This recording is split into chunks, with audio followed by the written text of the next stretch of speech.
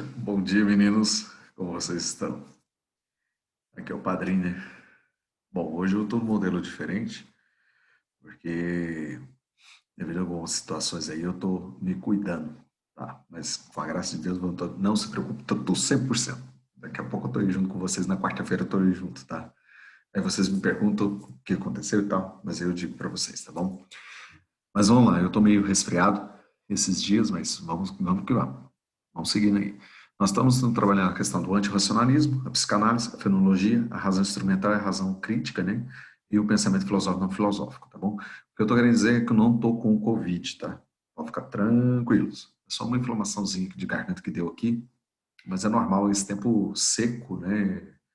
A usite ataca, né? Bronquite, sinusite e usite aí da vida, né? Mas vamos que vamos, tá bom? Só para vocês não ficarem sem conteúdo aí, né? E a gente começar então a desenvolver nosso estudo, continuar desenvolvendo nosso estudo, que já está perfeito demais, né? Vamos lá então. Bom, vou falar com vocês sobre o antirracionalismo, né? Presente na concepção filosófica. Nietzsche. Ah, professor, mas nós já trabalhamos o Nietzsche anteriormente, sim, nós trabalhamos o Nietzsche anteriormente, só que agora nós estamos aprofundando nessa concepção nietzschiana aí do pensamento que está justamente direcionado então, né, ao modo como se pensa, né, a ideia então da crítica da supervalorização da racionalidade e ao mesmo tempo também a crítica que ele faz então a esse momento, né, digamos que o homem tenta buscar aí, né, por vias da razão a compreensão do mundo. Só que não é possível, né? Por isso que o Nietzsche segue com uma linha antirracional, né? E o antirracionalismo de Nietzsche, claro, vai consistir o quê? Naquela rejeição de um pensamento filosófico, físico, desculpa, né? Filosófico, físico e moral, da primeira concepção, né, da sociedade moderna, né, que nós já tínhamos lá.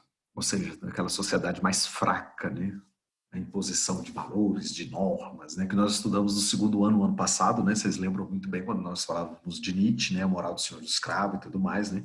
Então essa moral racionalista para ele é a moral dos fracos. É a moral de imposição, né? É a moral que ela é imposta, não é uma moral que o homem constrói por si mesmo, né? É uma moral que ela acaba então sendo construída, né, através então de uma imposição de alguma coisa. Então ele entendia que como moral do escravo, quer dizer, essa moral que renunciava então à verdadeira liberdade, então ética. O que seria renunciar ou, digamos, não ter essa, digamos, verdadeira liberdade ética? É aquela liberdade de agir, de pensar, de falar sobre alguma coisa, né? Então, essa moral do escravo, como ela era uma moral dominada, então ela tirava do indivíduo a liberdade. É isso que ele está querendo dizer nesse sentido, né? Então essa moral seria uma forma de transgressão, né? Digamos, de culpa, de castigo de alguma coisa que eu fiz, né? Ah, eu vou ser culpado por isso porque eu fiz isso e tal. E é essa moral que Nietzsche então está, digamos aí, elaborando uma crítica, tá? Que nem tudo que a gente faz deve ser autopunitivo, né? Deve ser punido nesse sentido. Então, como resolver esse problema, digamos, da moral? Nietzsche começa a resolver esse problema fazendo ataque à moral e aos valores existentes na sociedade que nós estamos, né? Segundo o filósofo, claro, isso já foi imposto pelas civilizações mais antigas, né, já existente, mas nós temos que entender que nós estamos em um novo viés, uma nova sociedade, uma nova ideia de homem, uma nova ideia de possibilidades. Então, tudo isso acaba então marcando, né, toda essa construção. Agora, vale ressaltar para vocês que, de acordo com as civilizações, né, mais antigas, segundo Nietzsche, né, essa moral, né, digamos aí, ela foi criada pelos fortes, ou seja, pelos inteligentes, pelos homens que tinham respeito na sociedade. E nós, por não reconhecermos isso, nos tornamos então o quê? Escravo. Então nós somos o que? Fracos diante das decisões, diante das imposições que são colocadas para nós nesse sentido. E é claro, surge então a ideia, como que resolve essa questão da justiça dos fracos e dos fortes? Bom, nós somos os fracos, porque querendo ou não, quando nós aceitamos as imposições que não são dadas, então nesse sentido nós acabamos o quê? Idealizando o nosso ponto de fraqueza, de submissão. Às vezes nós aceitamos as leis e as normas ou as imposições sem antes o quê? Mesmo questionar.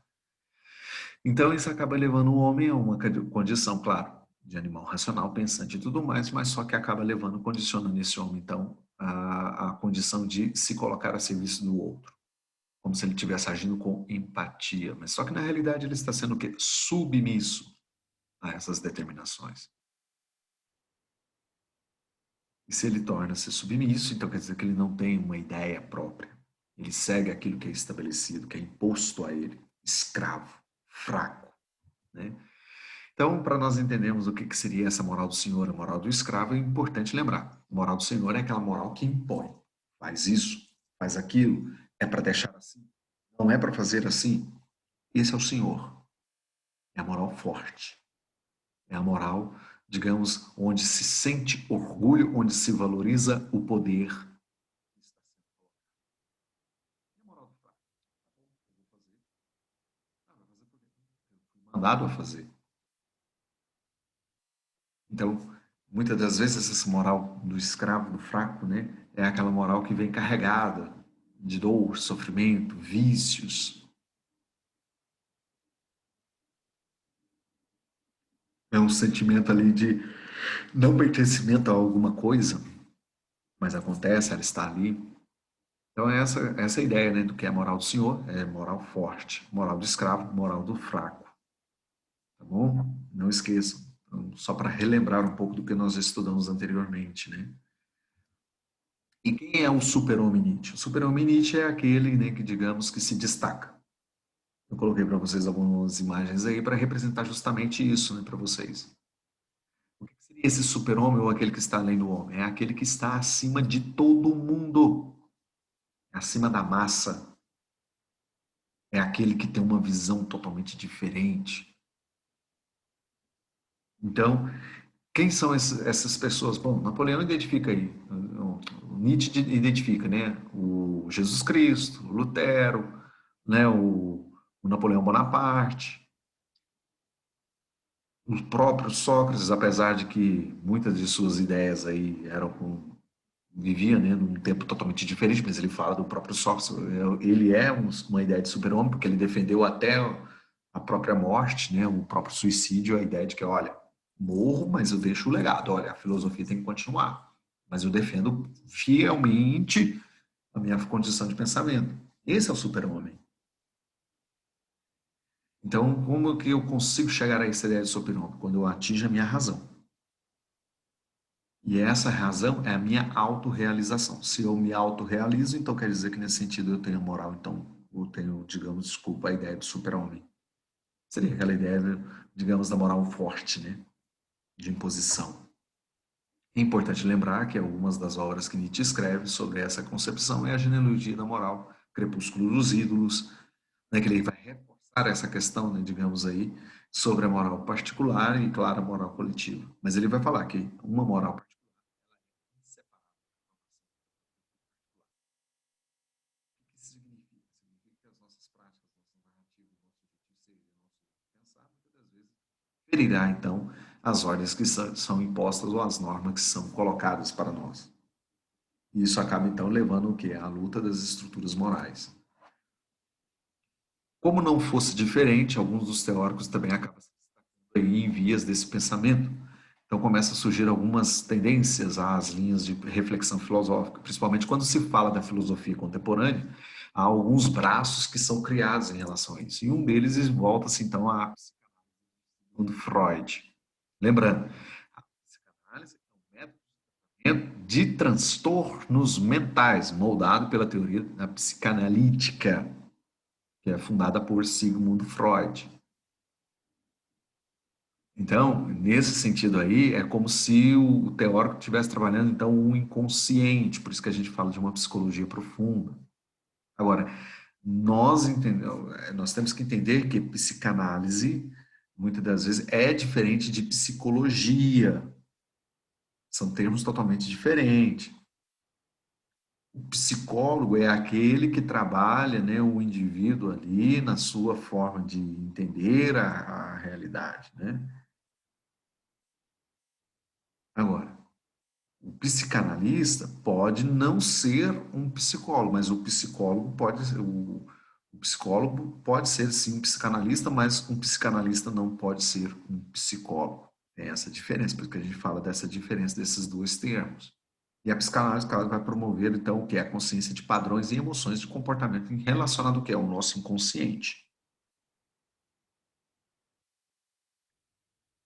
Então isso seria o quê? Uma ideia, de trabalhar, então, a nossa inconsciência, para promover, então, o que? O funcionamento eletivo e profundo também da nossa consciência, o que gera, então, a formação da nossa mente, uma formação perfeita, né? E segundo Freud, então, ele é fundador do quê? Da psicanálise e da abordagem psicodinâmica da psicologia. Por isso que ele vai criar, então, a ideia do id, do ego e do superego, que são as três formas, né, digamos, de entendimento aí, né, da mente humana. Então, na mente humana tem o id, a mente humana tem o ego e a mente humana tem o superego. E as teorias de Freud também, elas se montam ao estágio do psicossexuais. Por isso, se você assistir a série lá, Freud, lá, você sempre vai ver uma coisa diferente. Você fala, nossa, mas é isso tudo, e realmente, né? Porque isso trabalha com a libido, né? Ou seja, com aquilo que está dentro do ser humano, né? Aquilo que aflora do ser humano. Né? Então, muitas das vezes, o trabalho do psicólogo é visto como algo cético, não dá resultado. E realmente isso acaba acontecendo porque a maioria das vezes que as pessoas começam a fazer o tratamento com o psicólogo, largam o tratamento no meio do caminho e falam assim, o psicólogo lá não deu resultado, não. Eu comecei a fazer, aí a situação lá ficou assim, isso. Mas, claro, o cara não continuou, né? Aí segue a linha cética, né?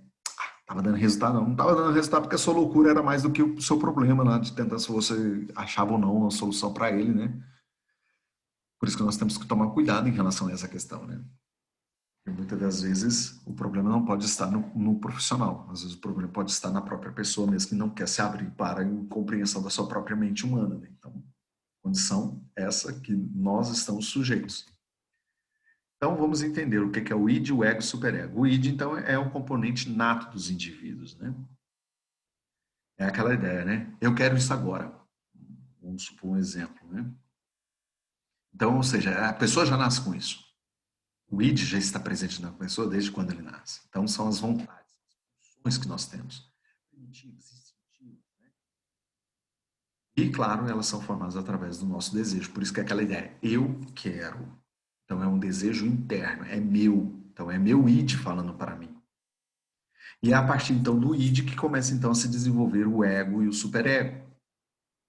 Então, quando eu falo assim, eu quero isso agora, então eu estou falando de algo que está direcionado, então, ao meu desejo, à minha vontade. O superego, o ego, desculpa, né, é aquele que está na parte de interação. Ou seja, ele se adequa aos seus instintos mais primitivos que nós temos. É o princípio da nossa realidade. Eu preciso fazer um pouco de planejamento para conseguir isso. Quer dizer, é minha consciência. E o ego, ele está direcionado aos primeiros anos de vida do ser humano. Até ali a sua adolescência, mais ou menos, né? Porque é onde que ele começa, então, a formar a sanidade mental e a personalidade do ser humano. Ah, professor, eu vou negar meu ego. Então, nega a sua personalidade. Nega o que você é. É possível? Não é possível, porque você vai construindo isso aos poucos. Então, é graças ao ego que a pessoa, então, consegue manter sã. Ela não perdeu o juízo, ela não perdeu o foco, ela não perdeu o sentido da vida, né? Então, por isso que a gente fala que o ego ele é muito importante. Por isso que vem o id e o ego. E para tanto vem o quê? O superego. É aquele que se desenvolve a partir do ego. Que consiste na representação dos valores morais que o indivíduo tem. Você não pode fazer isso. Você não pode ter isso. Ah, por que eu não posso fazer isso? Por que eu não posso ter isso? Ah, porque não é certo. Quem fala isso com você é a sua consciência, subconsciência lá, ó, o superego. Então, o superego ele já começa a manifestar-se na criança a partir dos seus 5 anos de idade, porque a criança já sabe o que é certo e o que não é. Então, não adianta, se seu irmãozinho quebrou o negócio, jogou a responsabilidade para cima de você, olha, toma cuidado. Ele já sabe que fez errado, ele sabe que vai apanhar e fala assim, ó, foi meu irmão. Cuidado, isso não existe. Porque a criança sabe o que é certo, o que é errado. O superego já disse isso para ela. Então, o superego seria o quê? O conselheiro do ego, o conselheiro da minha consciência. Não pode. Minha consciência já pesa. Então, nesse sentido aí, é muito importante entender que o superego, ele está ligado também ao que é essa relação que o indivíduo acaba construindo, então, com a sua identidade, né? A partir do quê? A partir da escola, a partir do contato que ele tem com os outros indivíduos, a partir do momento que ele começa a entender que ele não está sozinho na sociedade, e assim por diante. Então, fica para vocês, então, o id sendo aquilo que está direcionado ao nosso instinto, o ego, a nossa mente, o superego, a mente acima da mente, aquela que fica brulhando ali na nossa cabeça, né? Bom, passada a ideia da psicanálise, vem então a ideia do que? Da fenomenologia. O que seria isso, a fenomenologia? É aquilo que se manifesta na nossa consciência. É um movimento filosófico que surge dentro do período do século XX, que vai servir de base de apoio para a filosofia existencial, né? Mas também está ligado aí ironicamente, né, a algumas polêmicas, né, relacionadas então ao positivismo de Augusto Comte. Qual é o objetivo da fenomenologia? É conhecer os fenômenos tal como eles se apresentam onde? Na consciência humana. Celular, fenomenologia, fenômeno, está ali. Né? Chocolate, está ali. Entendeu? Então, a fenomenologia é esse momento, é essa forma direta, né, de colocar então em ação a nossa experiência, aquilo que nós conhecemos, aquilo que está relacionado ao que nós somos. Então, o processo inicial da investigação do próprio ser, ou daquilo dos próprios fenômenos que manifesta na consciência. O Edmund Husserl é o teórico da vez, né, nesse sentido. Ele viveu de 1859 até 1938 e defendeu claramente, né, essa ideia sobre os debates, né, da fenomenologia. Então, nesse contexto aí, esse debate foi dividido em dois grupos, né, o lado dos empiristas e o lado dos idealistas. Cuidado, não racionalistas, idealistas, tá? Mas a fenomenologia não se dá, né, nessa oposição, muito pelo contrário. Nós temos que conhecer os fenômenos vivenciados pela nossa consciência para determinar, então, né, se é algo que podemos, então, compor, né, como forma de pensamento. Caso contrário, nós temos que deixar isso de lado.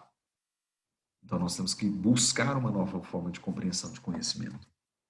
E a fenomenologia na filosofia, claro, ela vai se definindo, né, ao longo do processo, então, da consciência.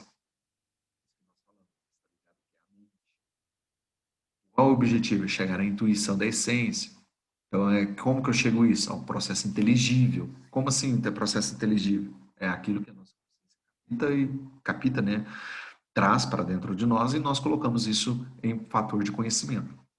Toda consciência é consciência de alguma coisa. Então, se eu penso alguma coisa, é porque essa coisa já foi pensada, porque ela já existe. Então, a consciência ela não pode ser tratada como uma substância, mas sim como uma percepção, como algo que está, então, ligado, então, né, a algo que estou visando, estou buscando, estou querendo construir. E, claro, o Russell, né, e outros teóricos colocam a ideia, então, de que a essência ou significações são chamadas de noema, são aqueles objetos que são visados, de certa maneira, pelos atos intencionais da nossa consciência, que é a noesis. Então, noema são os objetos, noesis é a consciência. E é só a partir daí que eu começo, então, a elaborar o processo de construção do conhecimento, que vai, então, levar ao que nós chamamos de ação fenomenológica, ou epoqué, que é a existência efetiva, né, daquilo que existe fora da consciência, mas que se manifesta dentro da consciência. Por isso que aí nós temos, então, né, uma ideia do que eu estou falando para vocês. Nós temos a intuição, mas ao mesmo tempo então, nós temos o quê? A consciência. Só vocês acompanharem a setinha do esquema aí que fica mais fácil de vocês entenderem. O fenômeno é aquilo que está aqui, mas é porque já foi visto por algo fora. Então é a consciência da consciência, é a consciência de algo. O que é o fenômeno? É a forma como o objeto se apresenta à consciência do homem. Bicicleta, está aqui. Garrafa, está aqui. Água, está aqui. O que é a fenomenologia? É o método para a descrição dessa análise da consciência, ou seja, é o significado que nós vamos atribuir a esse objeto. Água. Qual é o significado? Bicicleta.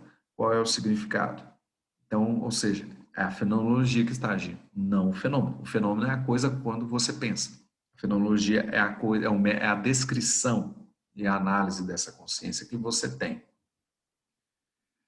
A fenomenologia também encontra-se ligada ao que? A hermenêutica, hermenui, né, que vem do ato de compreender ou interpretar. Então, se eu não consigo interpretar ou compreender os fenômenos Minha consciência, então, não tem um processo de construção de conhecimento nenhum dentro de mim. O que eu tenho é simplesmente uma ideia. Ponto. Né? Então, nesse sentido aí, é muito importante vocês entenderem que nós podemos, então, buscar uma forma de compreensão desse processo através do quê? A arte de interpretar alguma coisa. Mas interpretar o quê? A fenomenologia, que é essa compreensão do objeto que está sendo colocado na nossa consciência, sim. E um dos pensadores que traz isso para nós é quem? O Martin Heidegger. Dentro da filosofia existencial que vocês estudaram no ano passado, eu falava para vocês do Dasein, que é o ser aberto à possibilidade, então aberto à consciência. Então é algo que está sendo construído, é algo que pode ser interpretado, é algo que pode ser formado. Então, quando a gente fala fenomenologia e hermenêutica, nós entendemos que esses fenômenos podem ser, então, que interpretados, podem ser construídos. Dentro dessa concepção da linha de pensamento, né, surge então o quê? A linha da razão instrumental e a razão crítica. É uma tendência do século XIX, XX, né, principalmente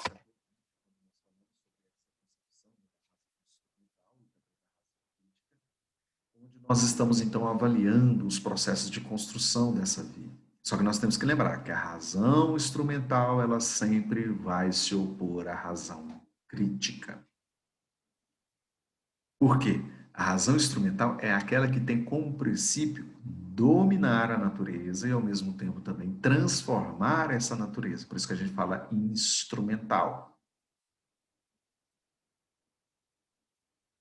Assim como, por exemplo, nós entendemos que a matemática ela está para as ciências exatas e que o capitalismo está para as ciências aplicadas, né? E que permite ali haver um ambiente de uma evolução, né? Digamos ali, né? Tecnológica e tudo mais, ou que o homem possa dominar a natureza, então nós estamos falando de uma razão instrumental.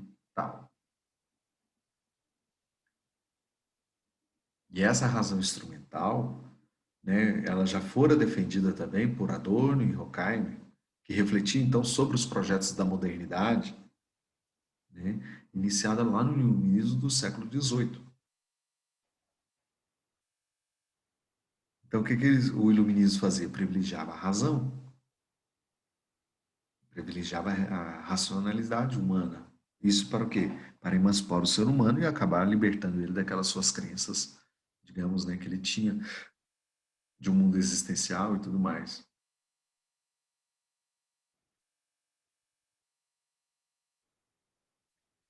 Então, quando nós falamos dessa razão instrumental, nós estamos falando de uma razão de dominação. Já a razão crítica, a relação dela está ligada muito com a questão do materialismo histórico proposto por Karl Marx anteriormente. Seriam os nossos questionados, os nossos porquês. Por que disso? Por que daquilo? Por que tem que ser assim? Por que não pode ser deste jeito? Então, os resultados desses porquês, né, que a gente faz sempre esses questionamentos, né, o porquê, para quê, como, né, essa criticidade que nós acabamos elaborando aí muitas das vezes, né, traz consigo, então, algo, né, que pode, então, ser, né, condensado nessa forma de pensar. E os resultados que acabam, então, sendo obtidos através daí, nós acabamos, então, colocando dentro do processo, então, da objetivação da ciência. Por isso que o teórico como Adorno e Horkheimer se destacam, né, nessa linha de pensamento. Então, Adorno e Horkheimer, eles destacam ainda, né, para essa linha, né, digamos, da razão instrumental, razão crítica, trazendo para a indústria cultural. O que seria isso? A indústria cultural, ela padroniza o pensamento humano, ela padroniza o modo como o ser humano vai ver a realidade que está ali à sua volta. Quando a gente fala padrão, nós estamos falando de uma uniformização. Então, ou seja, a imagem que nós temos é que ali há uma imagem, há uma figuração de que de rebanho. Todos vão na mesma linha, todos vão no mesmo pensamento, é a mesma ideia. Eu vejo lá uma propaganda do All Star na televisão, amanhã ou depois eu vou estar calçado com o meu All Star. Então, por isso que nós temos que entender que, nesse sentido, a razão instrumental, ela se opõe, então, à razão crítica. De que forma nós compreendemos isso? Usa-se a razão, ou seja, o pensamento, para aprender e para criar algo útil. Pensar, ou seja, aquela frase célebre que nós conhecemos, saber é poder. Então, ou seja, a razão instrumental ela sempre vai promover um verdadeiro desencantamento então do mundo. Ou seja, é como se todo o conhecimento, né, humano ali, ele tivesse então perdido o seu valor absoluto, perdido a sua identidade, perdido a sua forma de pensar ali. E claro, dentro da sociedade capitalista que nós temos ali, o conhecimento é simplesmente o quê? Um meio para se alcançar então a maximização então das ganâncias e dos benefícios financeiros que o homem pode vir a adquirir. Mas lembre-se, a razão instrumental, ela sempre vai promover o desencantamento do homem para com o mundo. A realidade não vai ser a mesma. E para o iluminismo, conhecer é dominar e controlar então a natureza e ao mesmo tempo controlar quem? O homem. Francis Bacon foi muito claro. Quando ele fala, né, que a natureza de dominar, né, essa questão, né, então, atormentar, ao atormentar a natureza, é fazer então reagir sob condições artificiais, criadas pelo próprio homem. Vai lá e corta as árvores para ver o que acontece com a natureza, então. Vai lá e tira lá uma matéria-prima da natureza, veja o que acontece. A própria natureza responde a isso. Então, a razão instrumental tem como finalidade, então, a aplicação então da transformação da própria realidade, tanto natural quanto da realidade do homem. E a ciência passa a ser vista, então, como algo que ideológico. Não é mais pela busca do conhecimento, mas sim uma busca pelo controle, por uma dominação, ou o próprio domínio do próprio homem. Acontece? Acontece, está presente na natureza? Está. Está presente no próprio homem? Está. Faz parte desse processo de construção? Faz. Somos sujeitos a isso? Também. Então, a razão instrumental, então, acaba o quê? Transforma a natureza em instrumento de poder, de dominação. E o homem fica em meio a todo esse processo, porque ele sabe, né, que aí você então tem uma forma, né, digamos, de estruturação do seu domínio totalitário, né, sobre a vida humana e sobre também a natureza e sobre os seus desejos. Por isso que a razão instrumental ela se opõe à razão crítica. Porque a razão crítica ela permite a reflexão do homem em relação àquilo que ele faz, em meio às suas relações sociais, seja elas particulares, seja elas individuais, sejam elas voltadas para a coletividade ou não, mas elas estão ali presentes, faz parte desse ser humano, faz parte desse processo, faz parte dessa construção, mas está ali presente. Então a razão instrumental ela submete as pessoas então aos interesses do capitalismo. Por isso que a gente fala então dessa questão da indústria cultural, que é porque a indústria cultural vai promover o ser humano, que é a linha do consumismo. E assim, ao mesmo tempo, também possa exercer um controle sobre, né, as formas, digamos, do homem pensar. Então, sempre adotar certos comportamentos, né, certos hábitos, né, que acabam, então, conduzindo ele à felicidade ou não. A aquisição de bens de consumo ou não, mas é instrumental, porque é dominação. Indústria cultural. Pode ser utilizado por vocês em temas de redação, tá bom? O pensamento filosófico e não filosófico. Bom, isso aí se dá em meio ao processo da... Surge a filosofia existencial, surge então Deleuze, os outros teóricos aí da escola de Frankfurt, Marcuse, né, trazendo então essa ideia do pensamento filosófico e não filosófico. Você já sabe, pensamento filosófico é aquele que está ligado então, né, à forma como o homem compreende a sua realidade.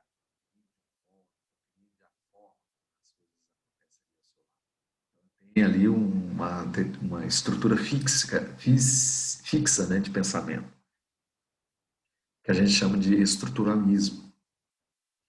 E na linguística, claro, nós temos então algo que está direcionado à linguagem, mas que nesse sentido aí encontra-se, né, mergulhado em processos, né, digamos, de autoanálise e de verificação. Então, quando a gente fala pensamento filosófico, então nós estamos falando de uma linha de racionalização da ideia. E aí surge, né, a linha da antropologia, a linha da sociologia, a linha da ciência política, né, que vão acabar, então, discutindo, né, esses processos de construção de ideias e de pensamento. E quando nós falamos, né, sobre essa concepção, né, de algo que filosófico, nós também não podemos esquecer de quem? Michel Foucault. Ele vai acabar, então, apontando uma forma, né, de ordenação da história através dos saberes, né, que ele vai chamar, então, de episteme, que é a linha, né, de determinação do conhecimento. Nós vamos ter também outras linhas aí que vão seguindo, então, a psicanálise de Lacan, a psicologia de Lacan, desculpa. Nós vamos ter a ciência política, que vai seguir aí o Althusser. Nós vamos ter a antropologia, que vai seguir as linhas do Claude Lévi-Strauss e de outros, né, que acabam se destacando aí nesse sentido. Mas o único teórico que acaba, então, observando, né, essa linha, não só ele, mas também outros, né, acabam observando essa aí, é o Michel Foucault, é o Deleuze, é o Marcuse, é o Adorno, é o Roca. Por que disso? Porque aí nós temos que lembrar que dentro da concepção filosófica nós ainda vamos ter filósofos que vão destinar a sua forma de pensamento àquilo que está direcionado então ao conhecimento, seja ele destinado à economia, à questão social, à questão psicológica. As relações sociais, então, que acabam sendo estabelecidas pelo próprio ser humano, acabam, então, marcando essa linha de pensamento, né?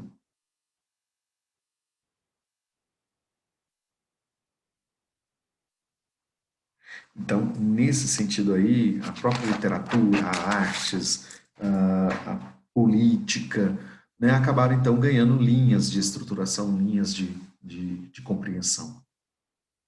Então, por isso que é muito importante ressaltar que o conceito acaba ganhando significado. No universo filosófico, a palavra conceito vai se designar, então, a ideia de essência por algo, ou a essência de alguma coisa.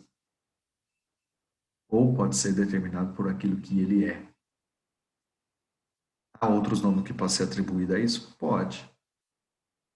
Mas o conceito também, ela pode ser entendida como sendo o quê? A palavra conceito pode ser entendido como o quê? Razão, intelecto, espírito, alma, consciência.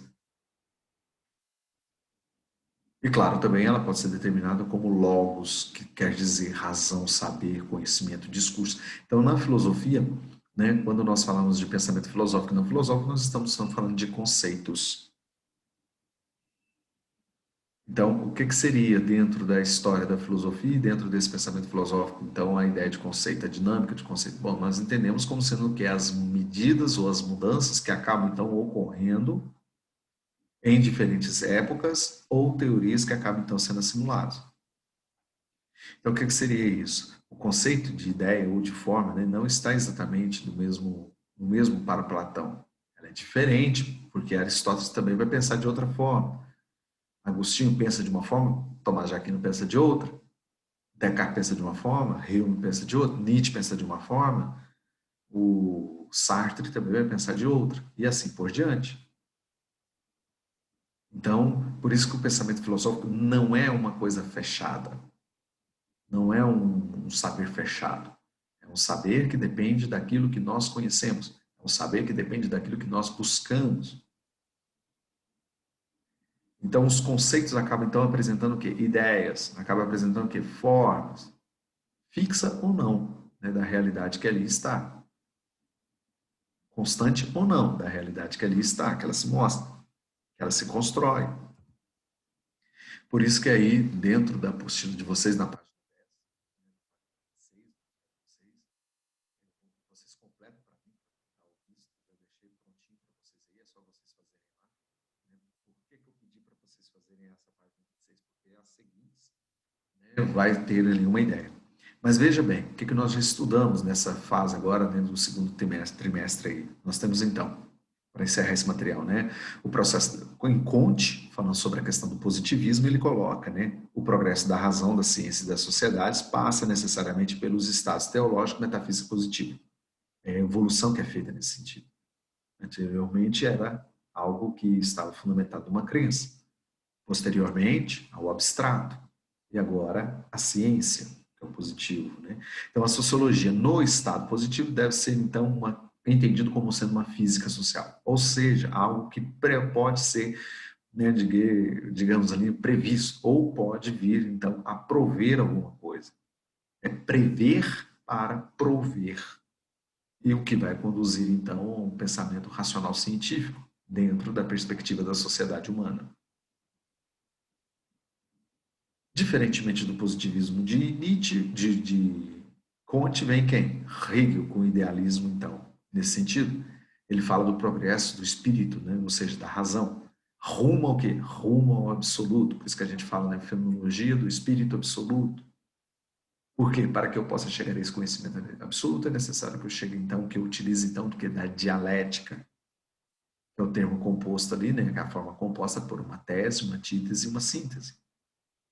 E a história é o progresso do espírito, claro, é a ideia de liberdade. E aí ele ainda coloca que a filosofia é como então uma coruja de Minerva, quer dizer, cabendo-lhe então pensar o sentido da história que já está então realizada. Por que pensar a coruja de Minerva? Porque é pensar algo totalmente diferente, né? Idealizar algo, buscar algo. Diferentemente da linha idealista de Hegeliano, nós temos então Marx e Engels com materialismo histórico dialético. Só que ele fala que esse materialismo histórico dialético está ligado ao que é a consciência, que passa a ser então determinada pelas condições materiais e não, né, determinada então pelo universo. Ele utiliza-se da dialética? Utiliza-se também da dialética. Só que ele fala que essa dialética é um movimento de contradição social, ou seja, onde está ali presente então a luta de classe. E a consciência comunista, que ele tanto fala ali, pode ser então, ou pode vir a estabelecer então uma ideia de revolução, o que é necessário para que então possa se colocar fim ao capitalismo e implantar então o socialismo, a evolução do capitalismo, né, segundo Marx e Engels. O teórico que então se destaca Nietzsche. Nietzsche fala então sobre a questão não só da transvaloração moral, mas também de outras questões que estão debatidas. Mas Nietzsche fala então do pensamento então que está direcionado que é a racionalidade e a vontade de verdade ou vontade de potência ou vontade de fazer alguma coisa.